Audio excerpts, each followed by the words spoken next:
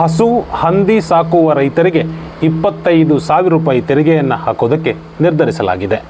ಅರೆ ಇದೇನಿದು, ಹಾಲು ಡೀಸೆಲ್ ದರ ಏರಿಕೆಯಾಗ್ತಾ ಇದೆ, ಇದರ ಬೆನ್ನಲ್ಲಿ ಹಸು ಹಂದಿ ಸಾಕೋರಿಗೆ ಹೊಸ ತೆರಿಗೆ ಯಾವುದು ಅಂತ ಗಾಬರಿ ಆಗಬೇಡಿ. ಯಾಕೆಂದರೆ ಈ ತೆರಿಗೆ ನಮ್ಮಲ್ಲಿ ಜಾರಿಗೆ ಬರ್ತಾ ಇಲ್ಲ, ಬದಲಾಗಿ ಡೆನ್ಮಾರ್ಕ್ನಲ್ಲಿ ಇಂತಹದೊಂದು ತೆರಿಗೆಯನ್ನು ಜಾರಿ ಮಾಡೋದಕ್ಕೆ ಅಲ್ಲಿನ ಸರ್ಕಾರ ನಿರ್ಧರಿಸಿದೆ. ಗ್ರೀನ್ ಗ್ಯಾಸ್ ಬಿಡುಗಡೆಯನ್ನು ಕಡಿಮೆ ಮಾಡುವ ನಿಟ್ಟಿನಲ್ಲಿ ಇಂತಹದೊಂದು ತೆರಿಗೆಯನ್ನು ಹಾಕೋದಕ್ಕೆ ಡೆನ್ಮಾರ್ಕ್ ಸರ್ಕಾರ ತೀರ್ಮಾನಿಸಿರುವಂಥದ್ದು. ಹಸು ಮತ್ತು ಹಂದಿ ಸಾಕುವ ಪ್ರತಿ ರೈತರಿಗೆ ವಾರ್ಷಿಕ 25,000 ರೂಪಾಯಿ ತೆರಿಗೆ ವಿಧಿಸಲು ಡೆನ್ಮಾರ್ಕ್ ಸರ್ಕಾರ ನಿರ್ಧರಿಸಿದ್ದು 2030ರಿಂದ ಈ ಹೊಸ ತೆರಿಗೆ ನೀತಿ ಜಾರಿಗೆ ಬರಲಿದೆಯಂತೆ.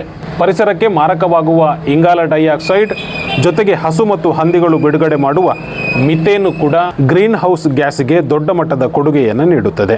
ಇದು ಕೂಡ ಇಂಗಾಲದ ಡೈಆಕ್ಸೈಡ್ ಅನ್ನಂತೆ ವಾತಾವರಣದ ಉಷ್ಣಾಂಶವನ್ನು ಭಾರಿ ಪ್ರಮಾಣದಲ್ಲಿ ಹೀರಿಕೊಂಡು ಜಾಗತಿಕ ತಾಪಮಾನ ಏರಿಕೆಗೆ ಕಾರಣವಾಗುತ್ತದೆ. ಹೀಗಾಗಿ ಇದನ್ನು ತಡೆಯುವ ನಿಟ್ಟಿನಲ್ಲಿಯೇ ಡೆನ್ಮಾರ್ಕ್ ಸರ್ಕಾರ ಇಂತಹದೊಂದು ಹೆಜ್ಜೆಯನ್ನು ಇಟ್ಟಿದ್ದು ಹಸು ಮತ್ತು ಹಂದಿಗಳ ಮೇಲೆ ತೆರಿಗೆ ಹೇರೋದಕ್ಕೆ ನಿರ್ಧರಿಸಿದೆ.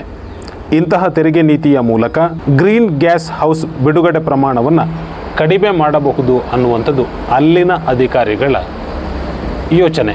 ಮುಂದೊಂದು ದಿನ ಇದು ನಮ್ಮಲ್ಲಿ ಬಂದರೂ ಅಚ್ಚರಿ ಪಡಬೇಕಾಗಿಲ್ಲ.